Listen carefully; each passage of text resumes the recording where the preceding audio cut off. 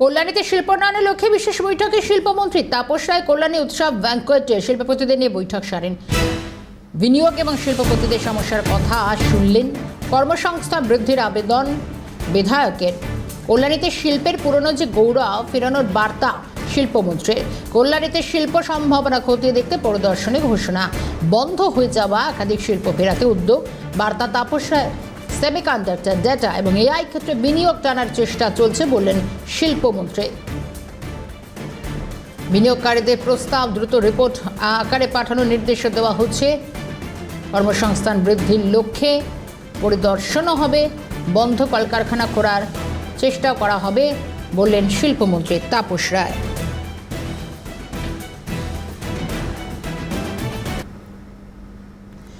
শিল্প নিয়ে একটি ঘরোয়া আলোচনা হচ্ছে। রাজ্যে 50 বছরের অপশাসন ছিল। বামেরা নেগেটিভ পলিটিক্স করে শেষ করে দিয়েছে, আর তৃণমূল তোলাবাজি করে শিল্প সম্ভাবনা শেষ করে দিয়েছে। বর্তমানে বিজেপির আমলে আবারও সম্ভাবনা নতুন করে যাচ্ছে। শিল্পপতিরা বাংলায় বিনিয়োগ উৎসাহ হচ্ছেন বলেন বিজেপি সাংসদ জগন্নাথ সরকার।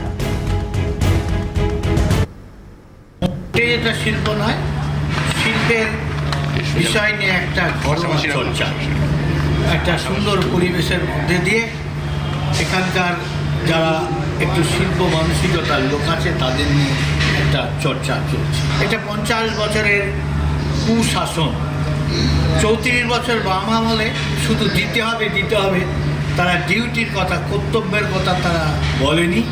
শুধু নেগেটিভ পলিটিক্স করে বাংলাকে যেমন শেষ করা হয়েছে, যেটুকু টিকেছিল তৃণমূল কংগ্রেস এসে তোলাবাজি করে শেষ করেছে।